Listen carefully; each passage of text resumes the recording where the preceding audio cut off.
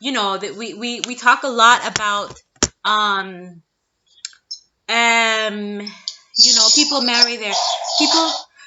people marry their mothers, people marry their fathers, and that is true because that's the first love that we have.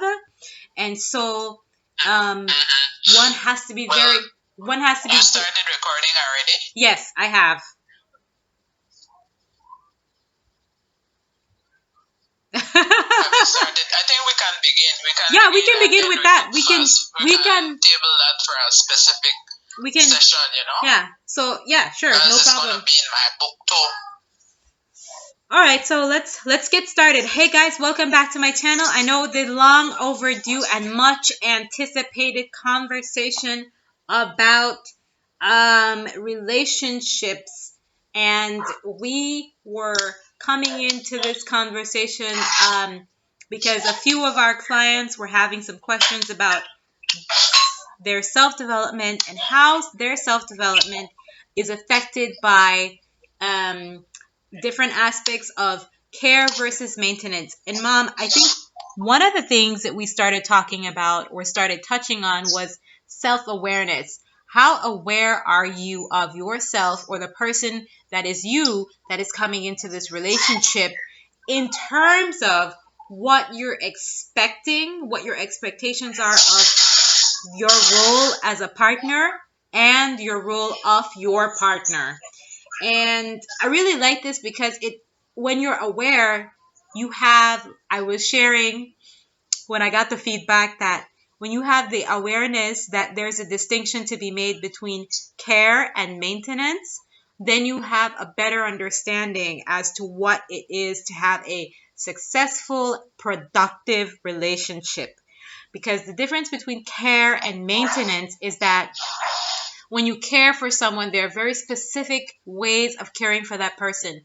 You know what that person likes, so you speak to those likes and needs because you're in tune, you're aware of yourself and who you are, and you're in alignment with that person of what they want and who they are. Maintenance is the day-to-day, like, okay, a peck on the cheek, your what would be a maintenance thing? I would even like to make the distinction of, let me pillow talk here, having sex regularly, right?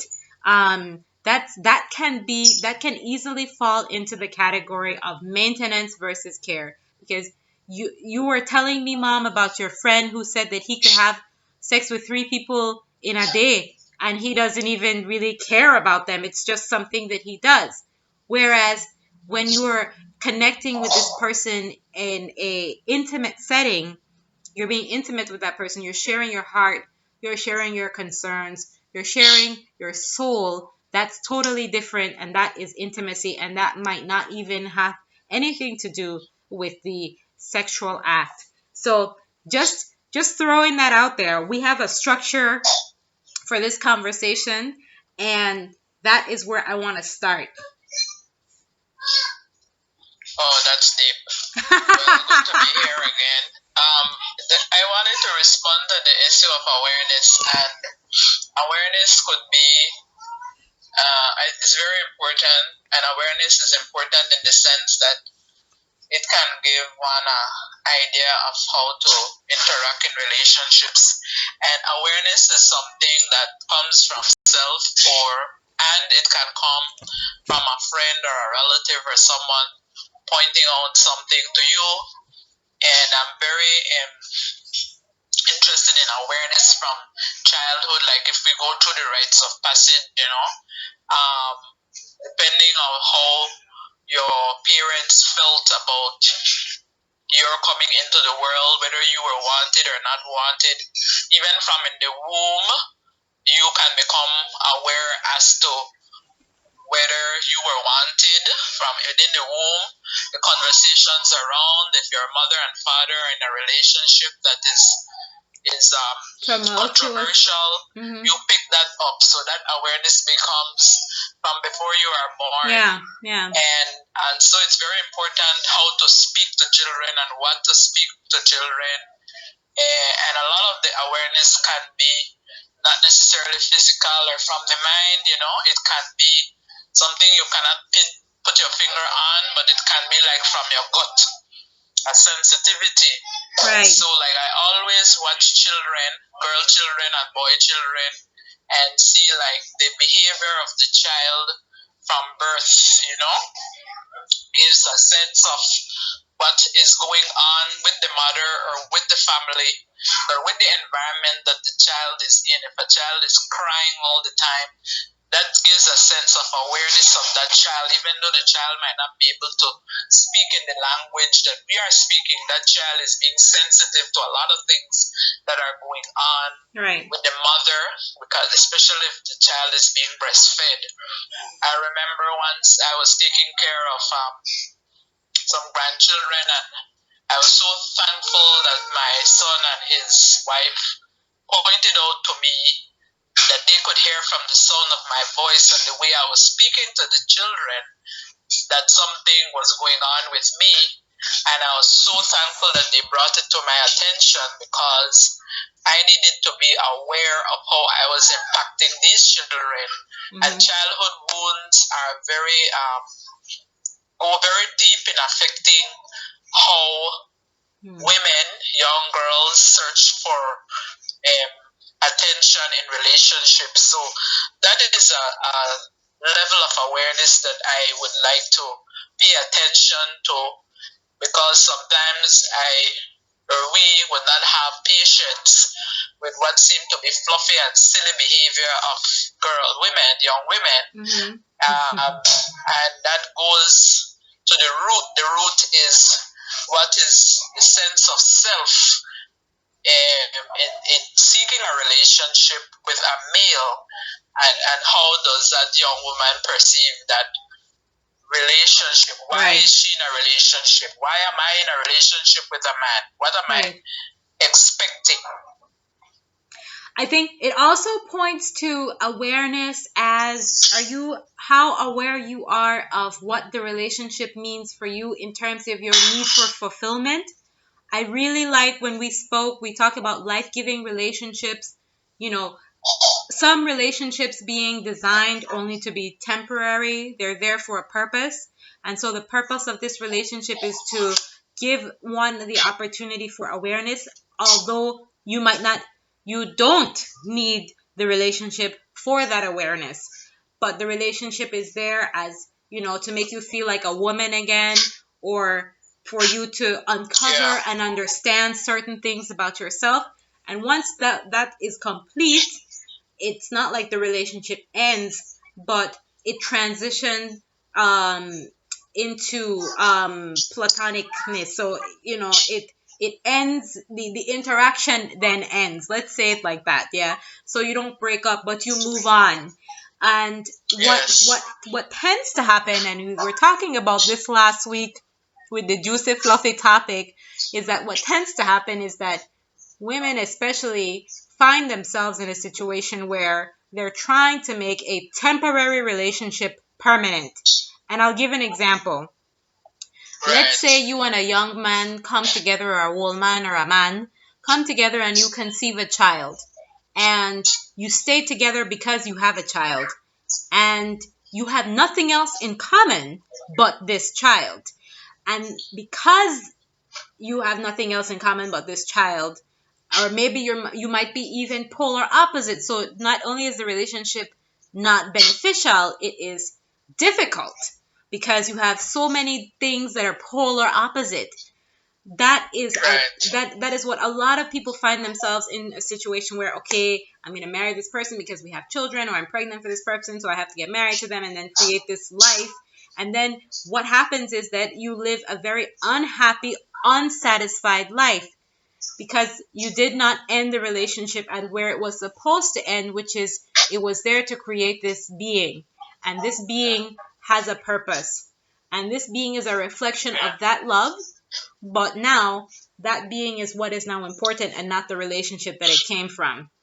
I myself have had a relationship with a man who was there for me to get very clear about why it is relationships have to be permanent, and why it is that you have to understand certain things about being a woman. And I got that lesson by becoming pregnant. When I became pregnant, it was like a miracle, not because I couldn't get pregnant, but I started to realize certain things about being a woman by being pregnant, about myself, the way your body changes and the feelings that you get, and creating this life and carrying this life. It felt like a really important job. It is an important job. And so I connected with my body in a way that I had never done before. All of a sudden, womanhood became real to me, and the importance of motherhood became important to me.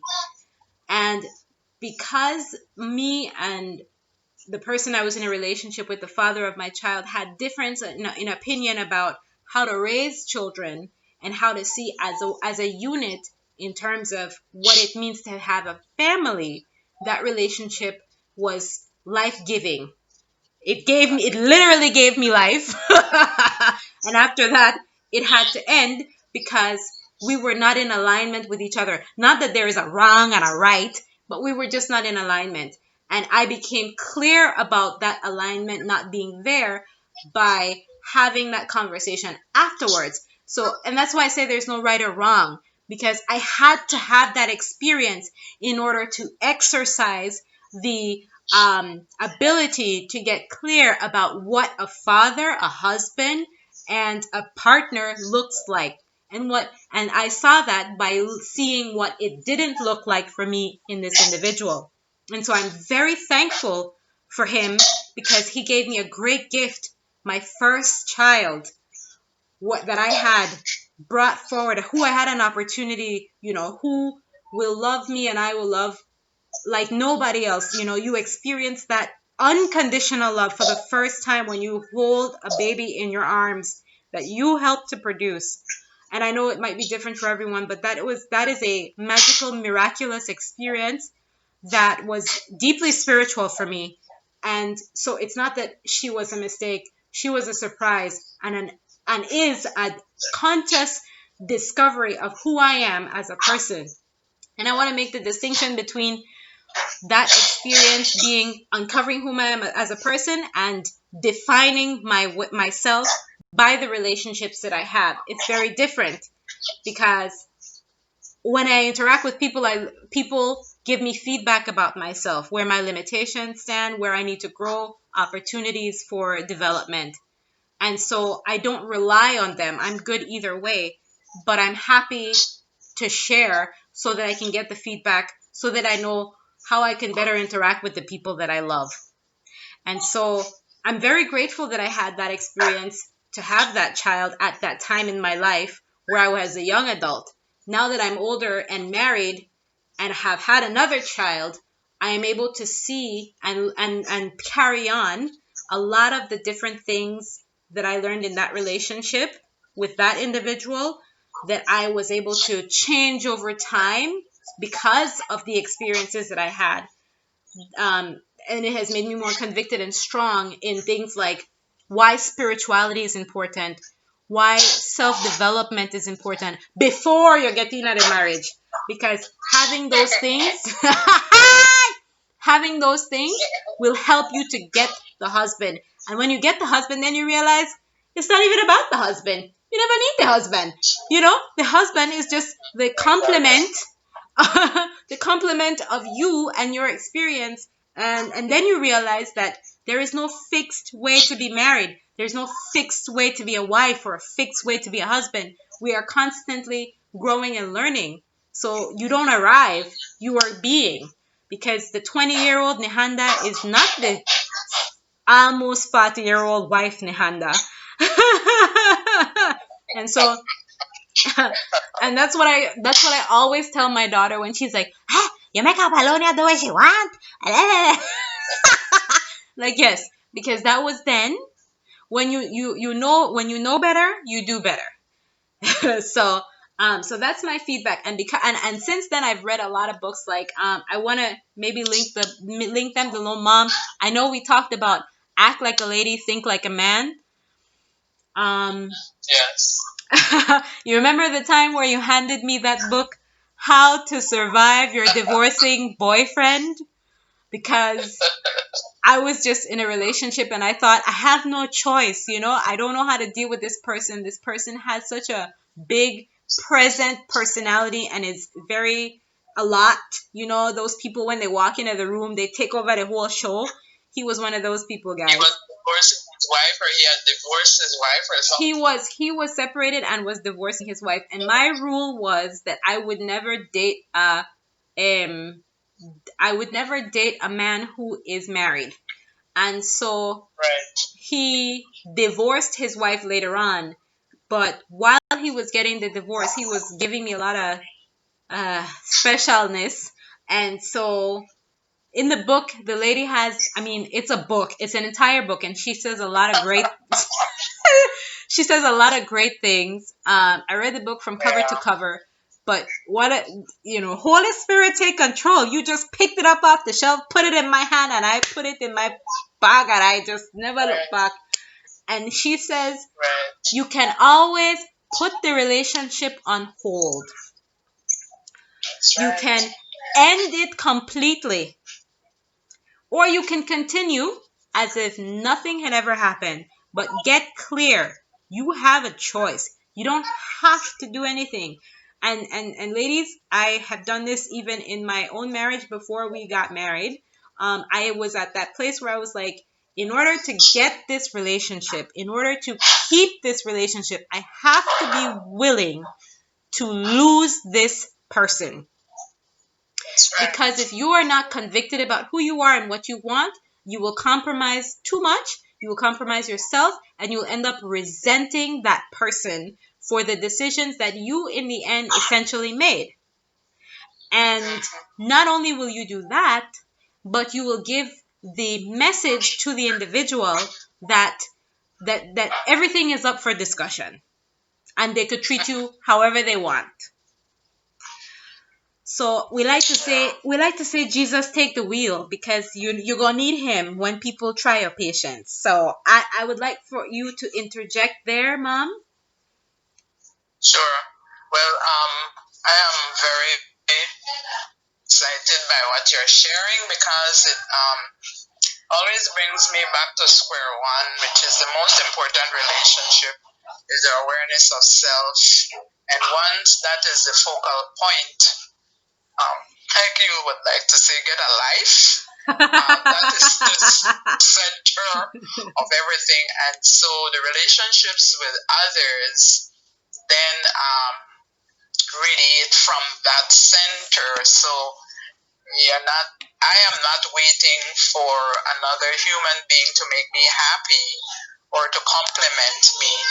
There are a number of interesting things that you said, and I want to congratulate you for being thankful for the gift of life, the life giver in the relationship, because that's a sense and level of maturity. And the other level of maturity where it's an indication that you have come to a sense of self. If you are able to have a healthy relationship with your exes, then that's an indication that you have arrived, because that is very unusual and it is very mature, in that you are able to say that, well, we didn't make it. However, there are certain things in the relationship that we had that gave me an opportunity to grow. And even if you don't have the opportunity to say that to the person, you can at least say that to yourself. So that's a big step. Right. It is very important to where I am at in this is to be able to find balance in relationships with men, women. I haven't read the book Act Like a Woman and Think Like a Man. My reaction to it, without reading the book, without going into the details, is that I want to think and be like myself.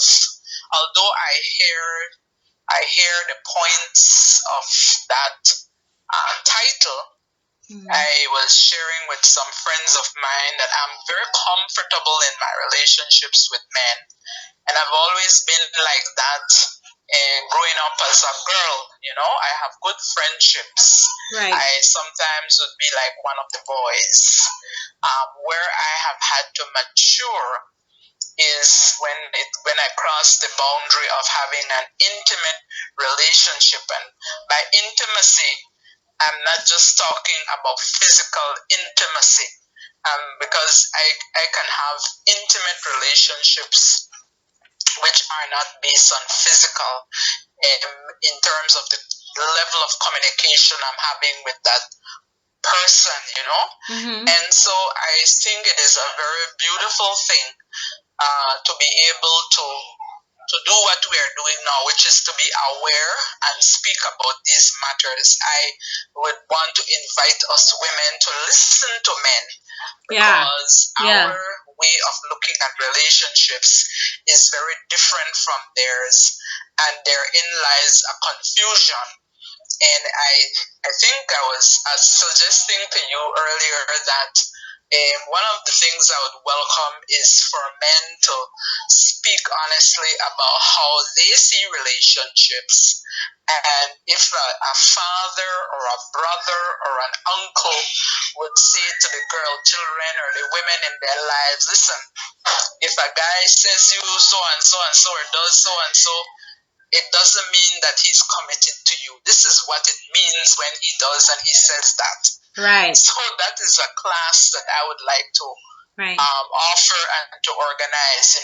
Yeah, I think man talk, honest man talk. I think that's one of the when a man says he loves you, it's not the same thing as when you say you love him. And I actually I have a couple friends who honestly tell me that they could have physical relationships with 3 women in one day and think nothing of it. Meaning that having a physical relationship or sexual relationship with a woman doesn't mean commitment to him.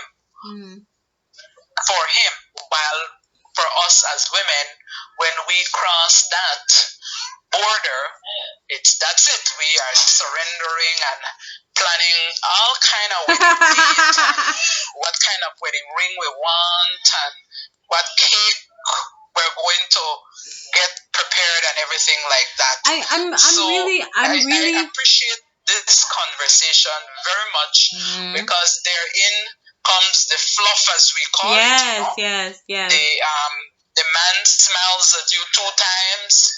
He puts on a nice outfit with a nice color and puts on some cologne, and that's it. You're walking into the sunset with Prince Charming and ready to say I do, when in his mind he's saying I don't, I won't. Right. I mean, that is very, very important for women to understand, because coming as an elder, there women are gonna say that, oh, she's a Spencer, or she don't know what she to talk about. She doesn't know what she's talking about. She's just jealous because she's old and nobody knows why she. But I have to say that it's a been there, done that. Don't need a T-shirt.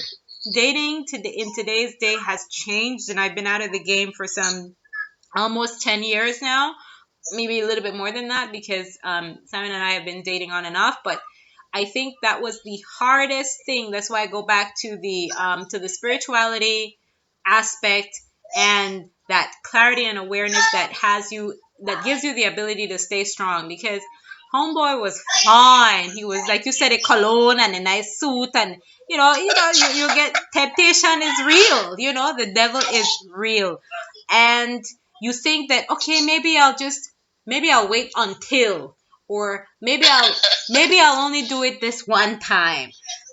Ladies, I can say from experience, from hearing from men, the longer, and if you get a chance to pick up the book, Act Like a Lady, Think Like a Man, is written by a man, and he is a very well-known comedian, but he tells it from the man's perspective. Men do not respect things that they cannot hunt, earn, and keep. So a man has to earn the right to the cookies, as he puts it, and that's hard to do, because that's true. I could tell you, when I was dating my husband, Yes. Yeah. Yeah. Can I say too that one of the things, one of the mistakes that we make as women is feel that if you have a baby for a man that's going to hold him, and that is such a horrible mistake which implicates a child, because look, many I'm times not that is trying why to. when you tell the man you're pregnant, he run like 100 miles away from you. I'm not trying to knock. I don't want nobody to feel like I'm criticizing them or for having a baby out of wedlock. I know that's I had a baby out of wedlock. At that time I was very I almost said silly, but I was very naive and didn't understand what it means for a man to propose marriage to you. That's a huge deal. Yes, we're modern women and we don't need his last name, but you have to understand, ladies, when a man proposes marriage to you, you are not only. Hello?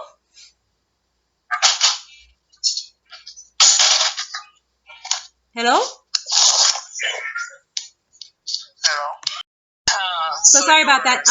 So I was saying that I was very naive about the whole marriage thing. Yeah, I thought, okay, whatever. Everybody, it's happening all the time.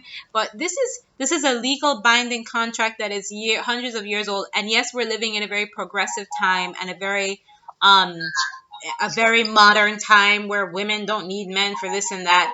Let me just tell you that there are over there are tens of thousands of different marital procedures that have taken place in all different kinds of cultures all over the world. It is not just about the piece of paper and the legal right to call you his wife.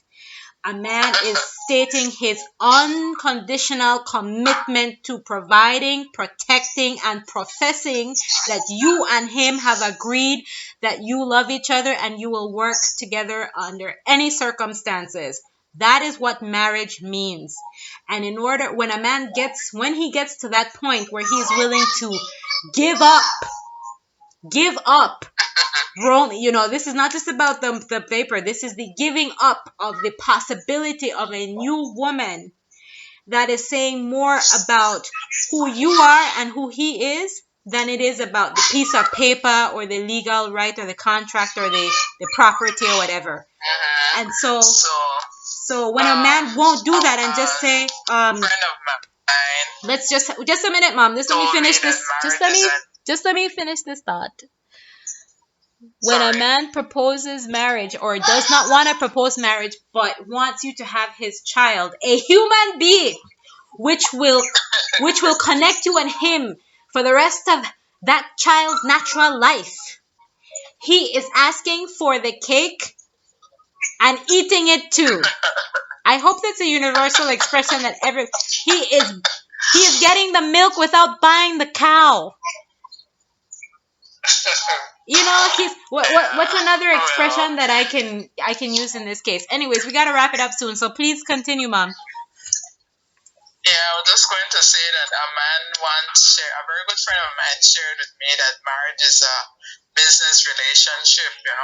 Mm-hmm. And I found it interesting that he would say that, and that's probably something that we should speak about in another program. And I just wanted to wrap up by saying that all relationships should be cherished, and it's not. I think it is useful if we would appreciate each relationship as a gift, and not as a proposition or expectation that, oh well, this man is going to marry me and walk me down the aisle and that sort of thing, which is what we women tend to start off with. Even if it is not a serious relationship, there is that desire in that woman to belong or to be connected or committed with this man. To be picked or to be chosen. That's something that we really need to address seriously, and that is why I speak to my fluffy women to marry yourself. If marriage is something that is so important, begin is marrying yourself. And then in that love of self is going to attract men to you, because the men will pick up the energy that you have a sense of yourself and you are going somewhere, you have purpose and you have a life, you know. Right. So that's really how I'm receiving this information today. Okay, awesome. I love it. I think that we're right on track, and I think that that's a lot of things that we can Can I say explore. one other thing to Nehanda? Yeah. That for another program, I would like us to really do like what you went through before you got married. Try to get to know what this man is about. Who are his people? Where did he come from? You know, what color toothpaste he used. You know, he just gets so glittery-eyed in the euphoria of how fabulous he looks and how he walks and how he talks and all of that. that research and that data collection. That's why dating is about data collection. You know, no hurry go on. Hop, skip, and jump and spin with this man. Yeah. At the end, I think. Take that step. Where our walls have ears, so I can't get into too much of the details of our beginning of our relationship, but I know I promised that I would have my husband here on my channel, and I am just trying to work out a schedule that works for the both of us, because we are extremely busy. We're an extremely busy family, and so things are only going to get busier as time goes on, but it is going to happen. You will be hearing from us, and then you'll be hearing from us. So I do have all of that written down. We have marriage as a business contract, a business relationship, and being picked versus, being picked and being chosen. I think marrying yourself is sort of like a rites of passage, because rites of passage really creates that awareness that anybody needs before they complicate their lives with another relationship. In one of my FLUFF conversations, and by FLUFF I mean, like just basking in fairy tale land, that you are the cake and the man is the icing on the cake, right? So he can have the cake and eat it too. So you are the cake. So the icing is optional. Okay. So you are the center. Okay, exactly. So, guys, thank you so much for joining us. This was in a long time coming. Mom, thank you so much for being with us today and sharing all that you have shared. Sareme. We will see each other again very soon. I cannot promise. I know I've been very good with my uploads, but this time it's been a little bit complicated this week because of some technical issues, but we are back and we are cooking with gas. So I'll see you again next time. Bye.